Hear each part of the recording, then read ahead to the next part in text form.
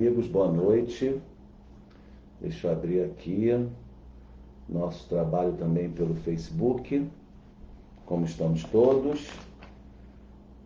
Abrindo aqui também os trabalhos no nosso livro. Vamos lá, encontrei já a entrada.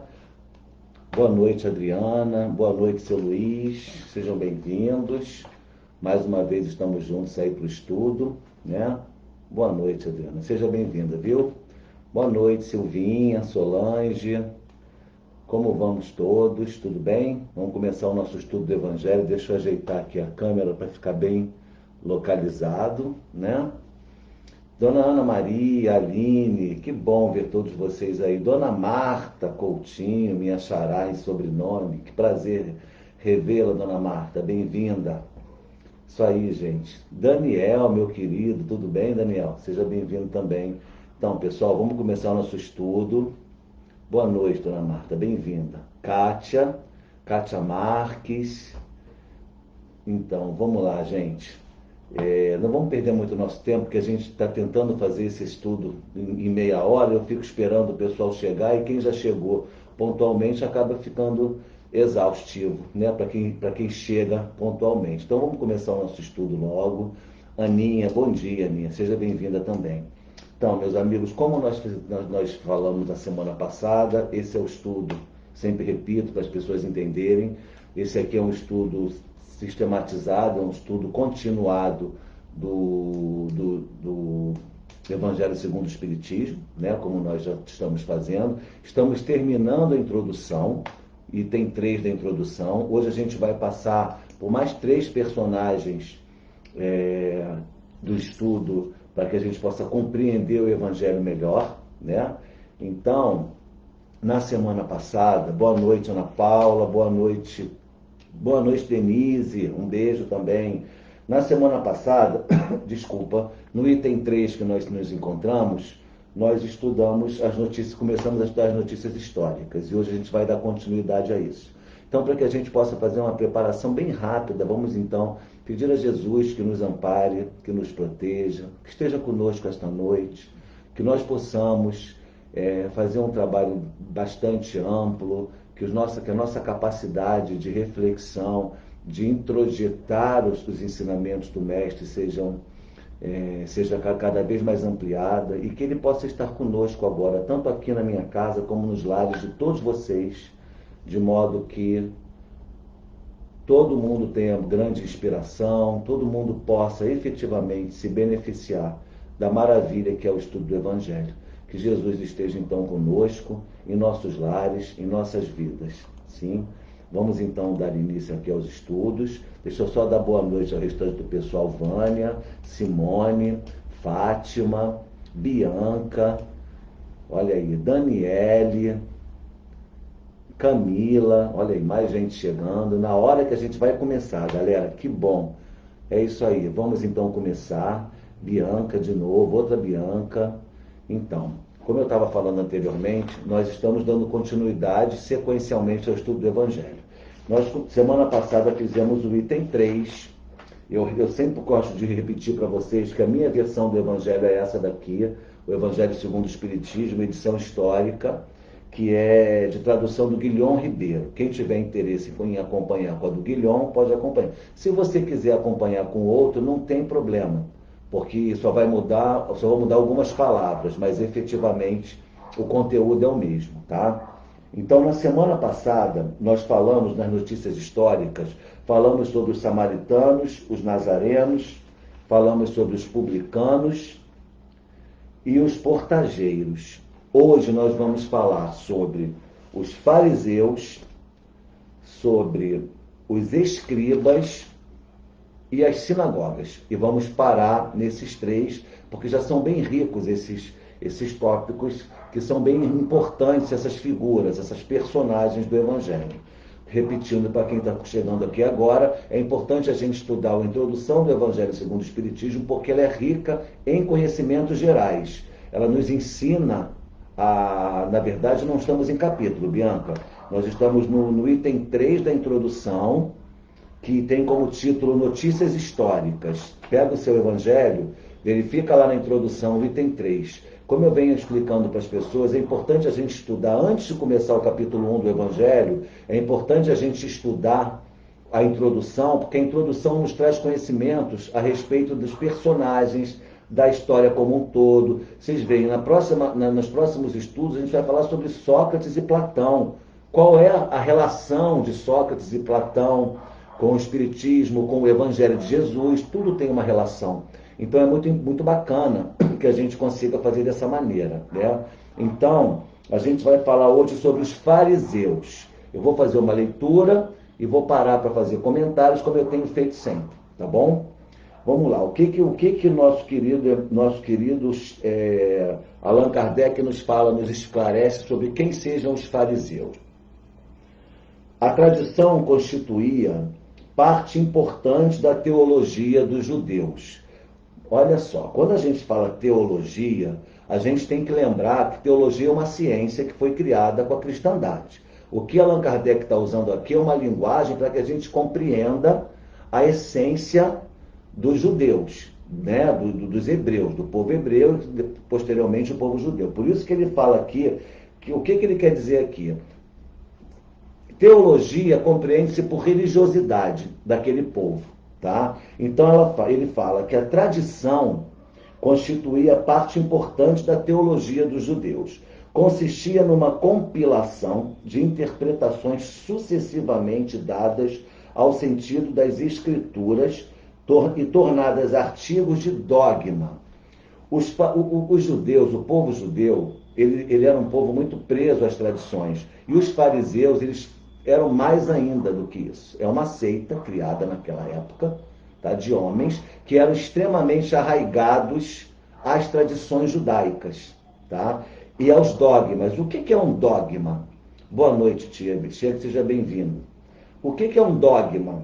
Dogma é um ponto fundamental e indiscutível de uma doutrina religiosa. O dogma foi criado para não ser questionado. Dogma não se discute, não se questiona, se aceita. Mesmo que ele seja mais absurdamente estranho, não te cabe. Se você quer seguir aquela religião, não cabe a você e nem a mim questionar um dogma.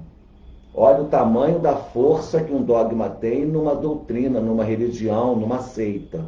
Então, o que ele está dizendo aqui? Que os fariseus eram um povo altamente constituído por tradições e dogmas, ou seja, dogma é inquestionável. Constituía entre os doutores assunto de discussões intermináveis, as mais das vezes sobre simples questões de palavras ou de formas. O que ele quer dizer aqui com isso? Que eles criavam, esses fariseus, eles eram pomposos. No povo judeu, que era um povo simples, imaginem vocês aquele grupo enorme de pessoas simples que não tinham acesso a conhecimentos, porque naquela época só estudava quem tinha muita capacidade. Então os fariseus, eles faziam aquelas discussões, às vezes até desnecessárias, bobas, tolas, mas para quê? Para fazer uma aparência de conhecimento, uma aparência de erudição, para impressionar o povo, para dominar o povo. Essa era a intenção. Isso são as seitas farisaicas. Por que o fariseu era tão criticado por Jesus? Mais à frente a gente vai descobrir. Porque esse povo, esse grupo de pessoas inseridos no contexto judaico, eram pessoas que viviam da aparência, faziam questão. Por isso que ele fala que constituía entre os doutores, todo fariseu era doutor, né, em tese, assunto de discussões intermináveis. Eles faziam altos contextos de discussões sobre assuntos para que pudessem as pessoas ficar... Oh, que coisa linda, como falam bem, para aparência. As mais das vezes, simples questões de palavras ou de formas que podiam ser respondidas com serenidade, com tranquilidade. Eles usavam palavras rebuscadas, eruditas, né? Criavam um contexto de discussão extremamente erudito para que o povo não entendesse e eles continuassem mantendo aquele poderio sobre o povo. Tá? As mais das vezes simples questões de palavras ou de formas. No gênero das disputas teológicas, nas disputas das discussões acerca da religião, né? Repetindo sempre que naquela época não existia ainda teologia, a teologia nasceu com a cristandade no início da Idade Média, mas é importante saber o que ele fala de teologia, teólogo aqui, teologia nesse aspecto, de religião, estudo da religião, né? Judaica. Disputas teológicas e de sutilezas da escolástica. Olha só, agora a gente vai falar rapidamente. O que é a escolástica? Eu coloquei aqui para vocês. Escolástica era uma corrente majoritária ali, entre eles era a corrente majoritária, que não é da época dos fariseus. Isso aqui é só um exemplo que Allan Kardec está dando para nós entendermos a complexidade do povo fariseu. Olha só, a escolástica nasceu no século IX da era cristã. O pai da escolástica foi Santo Anselmo de Cantuária. Não foi São Tomás de Aquino. Século IX, Santo Anselmo de Cantuária cria a escolástica. O que é a escolástica? Para vocês verem como isso é complexo, e se Allan Kardec fez essa comparação com os fariseus, olha a complexidade desse povo. A escolástica é uma corrente filosófica da Idade Média, também chamada de filosofia escolástica, método ocidental de pensamento que concilia a fé cristã com a razão. Olha que coisa complexa. Ela quer conciliar a fé com a razão. Filosofia. Introduz a filosofia no pensamento filosófico na religião. O objetivo da escolástica, isso no século IX até o século XIV, imaginem vocês. O objetivo da escolástica, acabar com dúvidas e controvérsias sobre a essência de Deus e os dogmas. Eles queriam, na verdade, acabar com as dúvidas entre a existência de Deus e os dogmas criados pela igreja através de um pensamento racional, filosófico. Olha que coisa interessante, né? Eu já ia falar louca, mas não é louca não, é interessante. Os dogmas da igreja, através da argumentação que uma teologia que unia, essa argumentação unia a teologia, que é a crença cristã, com a lógica aristotélica, razão, filosofia. Então, esse senhor, esse Anselmo, que veio a ser um monge beneditino, poucas pessoas conhecem ele, Anselmo de Cantuária, é um santo da Igreja Católica, Santo Anselmo de Cantuária, ele criou a escolástica. E observem que, olha a palavra escolástica, ela vem a ser nada mais, nada menos do que o embrião das escolas, das cadeiras filosóficas, das cadeiras científicas, das universidades. Olha como a coisa vai progredindo, né? Então, na verdade, a escolástica foi muito importante porque ela introduz a filosofia na teologia. E o grande príncipe da escolástica é São Tomás de Aquino, século XIII. Mas quem funda, quem cria a escolástica não foi São Tomás de Aquino. Quem criou a escolástica foi Santo Anselmo de Cantuária. Tá? Então, para vocês... E depois da patrística. A patrística é a era de Santo Agostinho. Olha como a coisa vai crescendo. Na patrística não existia ainda essa discussão de razão com relação aos dogmas e à existência de Deus. Era filosofia pura, mas com outro contexto. Sem essa racionalidade imposta pelas razões aristotélicas, que no futuro vão trazer, no século XV e XVI, o Renascimento.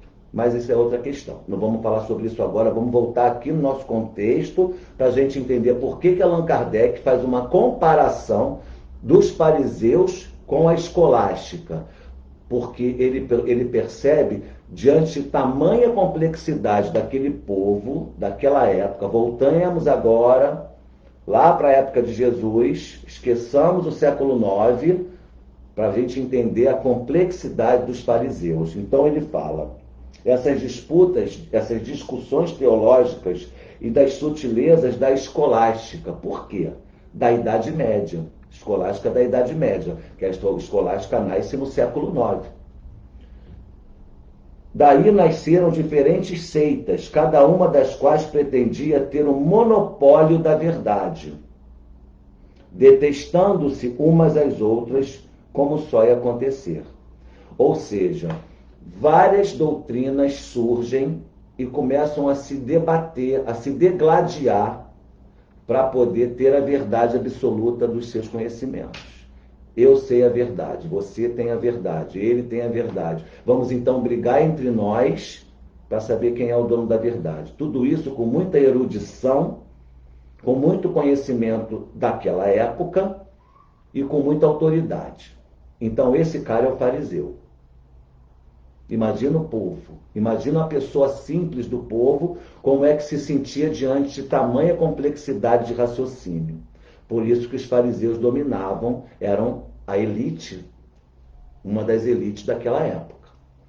Entre essas seitas, a mais influente era a dos fariseus, que teve por chefe Hilel, um ancião do período de Herodes. Hilel é um homem, um ancião, um sábio, que cria a seita dos fariseus séculos, tempos antes, anos e anos antes da era cristã. Tá? E ele é um doutor judeu, nascido na Babilônia, fundador de uma escola célebre, onde se ensinava que só se devia depositar fé nas escrituras. Olha o tamanho da complexidade da coisa. Então eles são totalmente forma, eles não raciocinam sobre outros aspectos, eles não aceitam outras verdades, a não ser aquelas que estejam estritamente apostas nas escrituras. E assim eles acabam sendo limitados. Mas é a questão deles ali, os fariseus são assim. Por isso que eles são dados a formas, porque o que eles não podem entender, não importa, está escrito, tem que seguir. É dogma e tem que ser seguido. Sua origem remonta a 180 a 200 anos antes de Jesus Cristo. Os fariseus, em diversas épocas, foram perseguidos, especialmente sob o Hircano, soberano pontífice e rei dos judeus. Aristóbulo e Alexandre da Macedônia, rei da Síria. Este último, porém, lhes deferiu honras e restituiu os bens. Não sei se vocês sabem, mas o povo judeu, ele também foi dominado e escravizado pelos macedônios. Tá? Antes de Roma. Inclusive, Roma é que tira os fariseus das mãos dos macedônios, porque domina o povo da Macedônia. Alexandre o Grande perde a guerra para Roma e Roma toma conta de todo o território que era dominado pela Macedônia. Então, os judeus deixam de ser escravos dos macedônios para ser escravos agora dos romanos. Este último, porém, lhes desferiu honras e restituiu os bens, de sorte que eles readquiriram o antigo poderio e o conservaram até a ruína de Jerusalém, no ano 70 da era cristã, época em que se lhes apagou o nome em consequência da dispersão dos judeus. Não sei se vocês sabem, mas os templos judeus foram destruídos durante só um minuto aqui. Teve algum problema na minha... Ah, que pena. Eu acho que eu não estou conseguindo gravar aqui pelo... Bom, não tem problema. O povo judeu teve... O templo judeu, o templo de Salomão, filho do rei Davi, foi destruído 3 vezes, em 3 épocas. Tá? Então, e o povo judeu sempre se renascendo, sempre se recolocando novamente, tentando renovar-se. Né? E é isso que ele fala aqui. Esse povo todo está trabalhando. Olha, eram devotos da Torá, os fariseus. Isso aqui é a minha colinha que a Glória também contribui comigo, e aí eu faço o trabalho junto com ela. Eram devotos da Torá, Bíblia judaica. Características: eles eram conservadores, servis, preocupados com as questões externas, escondiam-se atrás de uma falsa aparência, ostentando qualidades nobres que não possuíam. Jesus expõe corajosamente e veementemente as personalidades cheias de falsidade e hipocrisia e desvela as artimanhas dos fariseus. A gente vai ver muito esses momentos na Bíblia, no Evangelho. Inclusive, a gente traz aqui para vocês 2 passagens de Jesus se referindo aos fariseus. A primeira está em Mateus, capítulo 23, versículos 25 e 27, que Jesus diz o seguinte: ai de vós, escribas e fariseus, hipócritas, pois que limpais o exterior do corpo e do prato, mas o interior está cheio de rapina e de iniquidade. Outra passagem evangélica que Jesus se refere aos judeus, vocês devem conhecer, que é até mais famosa do que essa, que fala: ai de vós, escribas e fariseus hipócritas, pois que sois semelhantes aos sepulcros caiados. O que é um sepulcro caiado? Sepulcro caiado é aquele sepulcro que por fora está cheio de cal, está branquinho, e por dentro ele está cheio de impurezas, de podridão, que são os corpos que estão se deteriorando. Aí ele fala dos sepulcros caiados, que por fora realmente parecem formosos, mas por dentro estão cheios de ossos e toda imundície. Esse daqui está no versículo 27 do capítulo 23. Então, para vocês perceberem como é que é a questão do povo, desse povo fariseu. Os fariseus eram vaidosos, eram orgulhosos, eram dominadores. Então, eles, de uma certa maneira, tentavam dominar a população judia, né?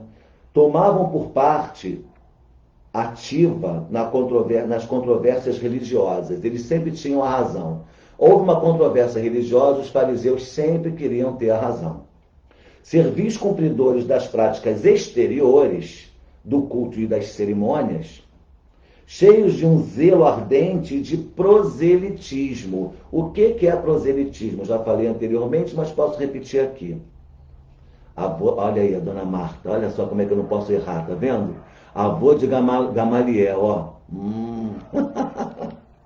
Não posso errar, não. Tem gente aí tomando conta de mim. É isso aí, dona Marta. Ajuda mesmo no conhecimento, que é muito importante. Eu já tinha até esquecido de Gamaliel, viu? Então, o que é proselitismo? Proselitismo é o ato de convencer os outros da sua fé. É o ato de converter as pessoas, as multidões. E eles eram cheios de proselitismo. Nenhum fariseu falava que não fosse com a intenção de convencer o outro das suas verdades.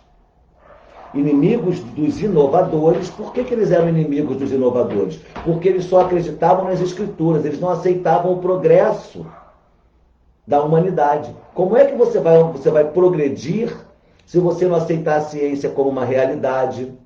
Né? Se você não aceitar que a gente está conhecendo cada dia mais coisas e tendo mais conforto, mais progresso, se eu ficar preso às escrituras sagradas de séculos atrás, eu não progrido. Por isso que eles eram inimigos dos inovadores. Afetavam grande severidade de princípios, severos em seus princípios. Não poderia, de maneira nenhuma, ninguém mudar os princípios deles. Imaginem vocês. Gente, olha só, a gente está falando dessa situação. Imagina Jesus chegando descalço, totalmente simples, mostrando uma outra realidade, um outro comportamento no meio dos fariseus. Olha a ira que ele causou, que ele provocou aos fariseus. Mas sob as aparências de meticulosa devoção, ocultavam costumes dissolutos, muito orgulho e, acima de tudo, excessiva ânsia de dominação. Eles queriam dominar o povo. Tinham a religião mais como meio de chegarem aos seus fins. A religião para os fariseus não era para elevação espiritual, era para chegar ao domínio da população, sempre focados na parte material da coisa, do que como objeto de fé sincera. Da virtude nada possuíam, além das exterioridades e da ostentação. Entretanto, por umas e outras, exerciam grande influência sobre o povo, e a cujos olhos passavam por santas criaturas. Para o povo, eles eram santas criaturas que tinham conhecimento, eram limpos, cheirosos, vestidos com roupas maravilhosas, eram ricos. Eles eram deuses. Daí o serem muito poderosos em Jerusalém.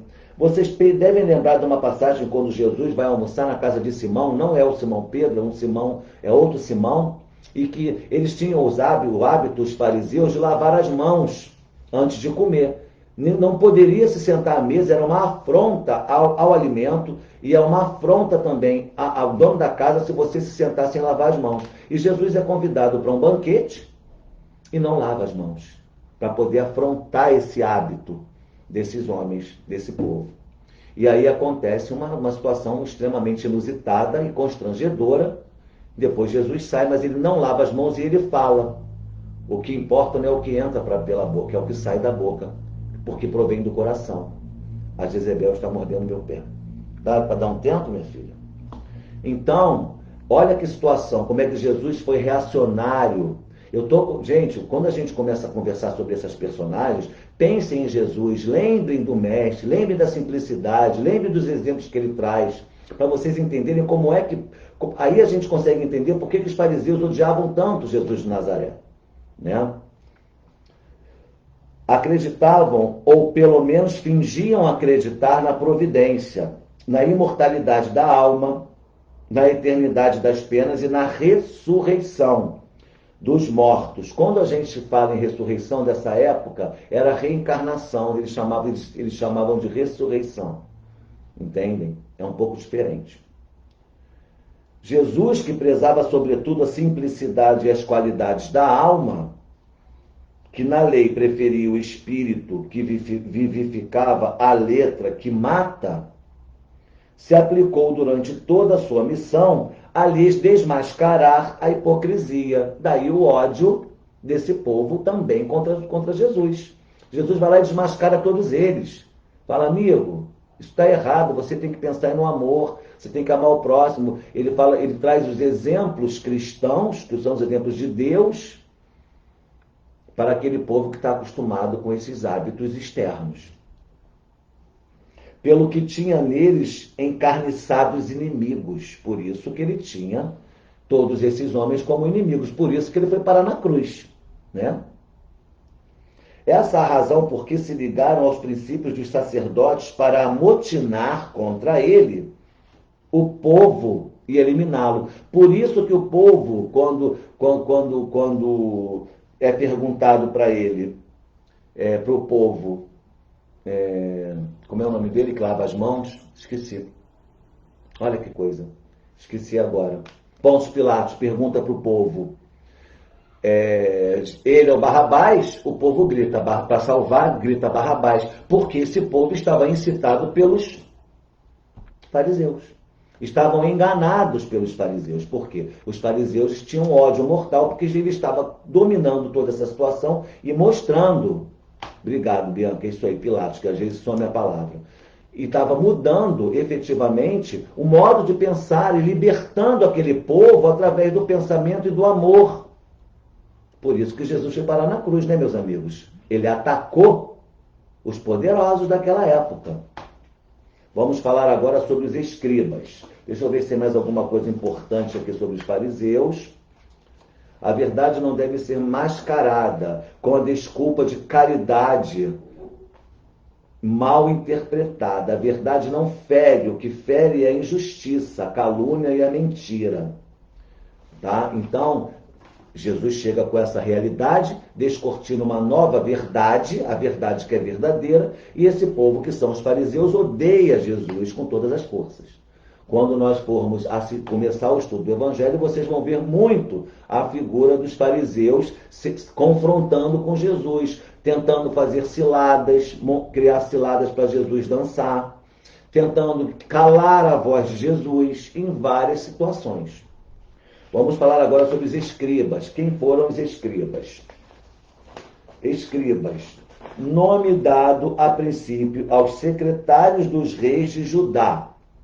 Nós nos lembramos que na semana passada nós falamos que Israel se divide em dois, não é isso? Tem o reino de Judá e o reino da Samaria, né? Então aqui, a gente está falando de Judá, já está dividido aqui a nação, né?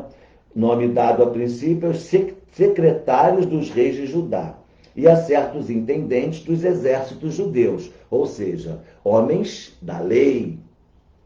Mais tarde foi aplicado especialmente aos doutores que ensinavam a lei de Moisés, os juízes, os julgadores, aqueles que tinham autoridade intelectual para falar sobre a lei. São os escribas.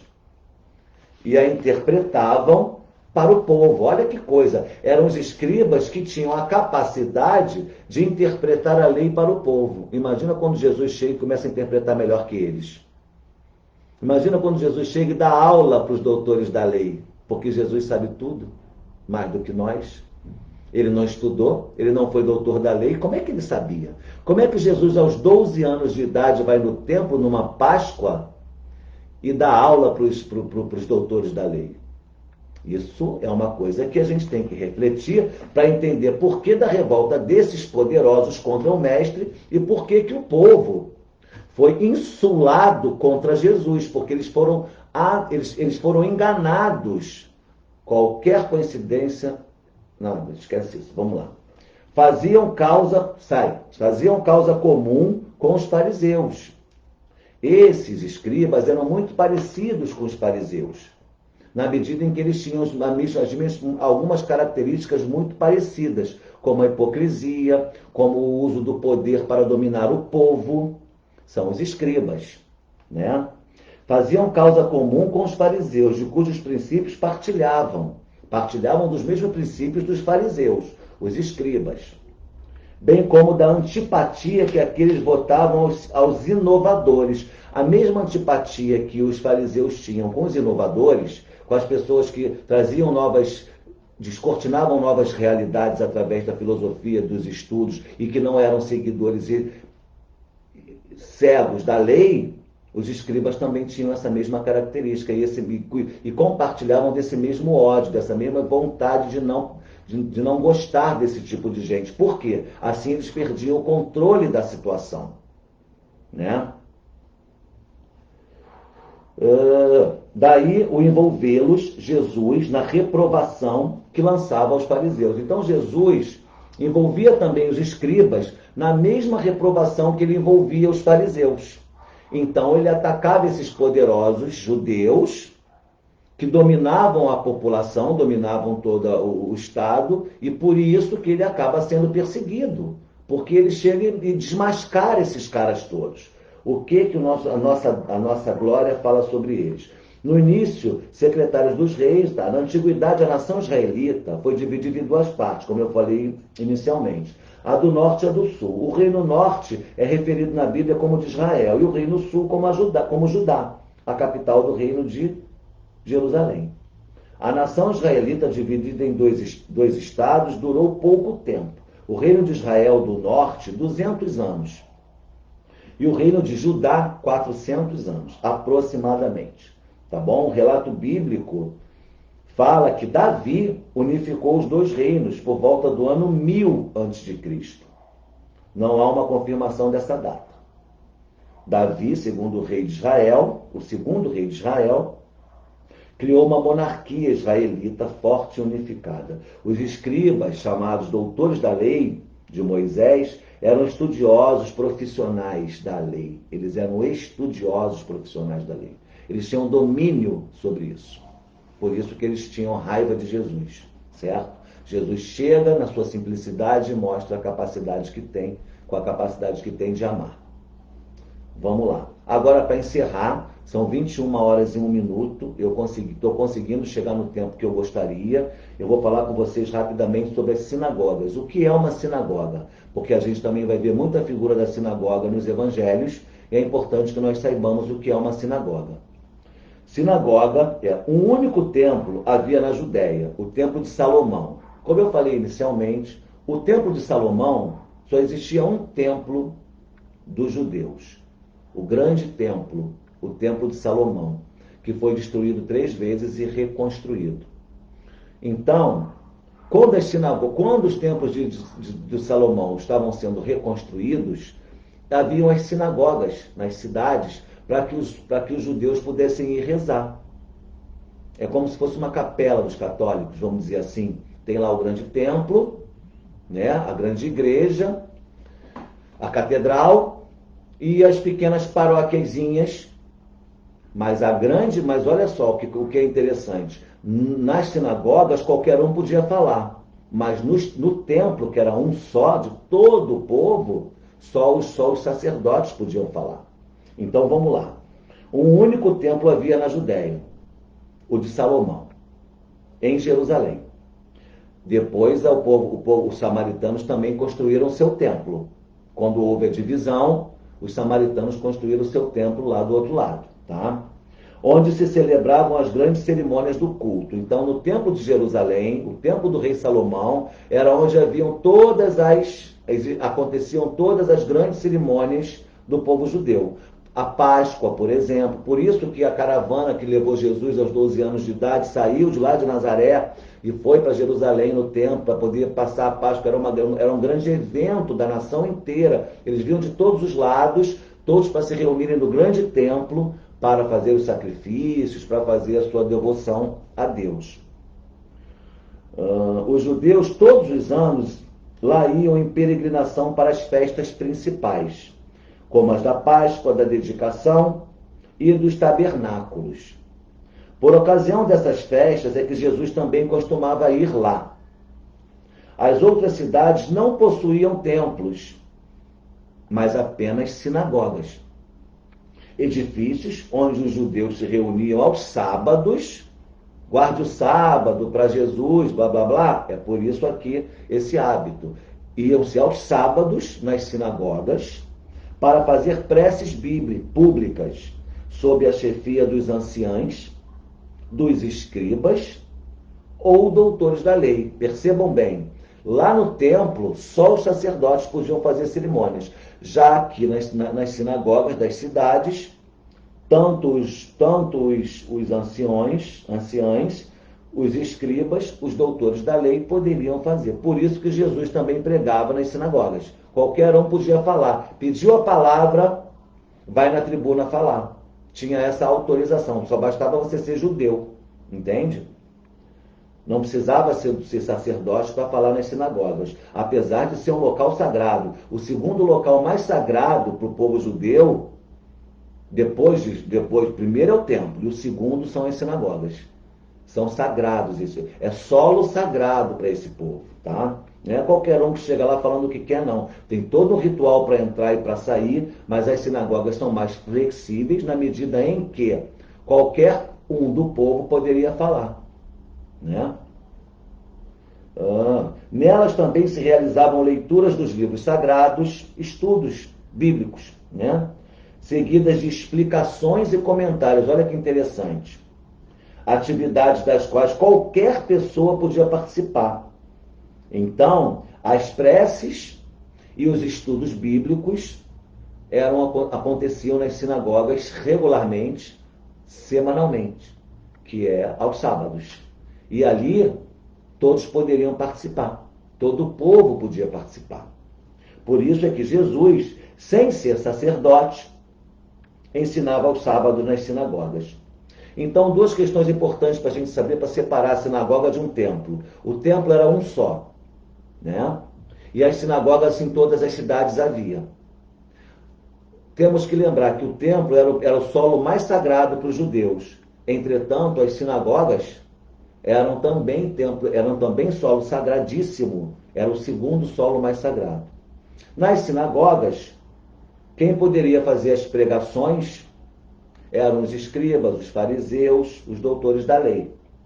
E os estudos também eram feitos por qualquer pessoa, e a palavra era dada às pessoas do povo nas sinagogas, que poderiam também participar dos trabalhos, sempre aos sábados. Então, meus amigos, estamos dando continuidade ao nosso estudo. Semana que vem a gente vai encerrar esse tópico. Hoje nós falamos sobre os fariseus, sobre os escribas e sobre as sinagogas. Espero que eu tenha conseguido contribuir com pouco conhecimento aqui desse estudo para vocês poderem compreender um pouco mais, inclusive a revolta desse povo contra Jesus. Lembrando que acaba que aí essas pessoas poderosas dominavam o povo e faziam com que o povo ficasse contra o mestre. E eles foram enganados e acabaram optando pelo sacrifício de Jesus, porque eles estavam insulados pelos fariseus, pelos escribas, pelos doutores da lei, que não queriam perder o domínio sobre a população. Certo? Semana que vem, nós vamos falar sobre os saduceus, sobre os essênios ou esseus e os terapeutas.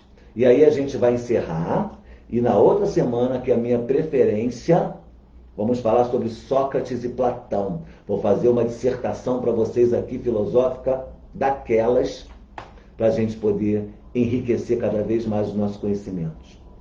Eu desejo a todos vocês uma boa noite, que a paz do nosso Mestre Jesus possa estar dentro dos nossos lares, trazendo paz, amor, tranquilidade, serenidade. E obrigado, Vânia, imagina, a inspiração também do nosso Senhor Jesus Cristo e dos Espíritos de Luz que fazem isso, tá bom? Eu só me preparo para o trabalho um pouquinho. Eu espero ter conseguido contribuir com vocês e que na semana que vem nós possamos estar juntos para encerrar esse tópico e começar o outro tópico falando sobre Sócrates, Platão, que são os precursores da ideia cristã e do Espiritismo. Temos muito que conversar. Beijo e até amanhã na nossa conversa fraterna, se Deus quiser. Boa noite a todos.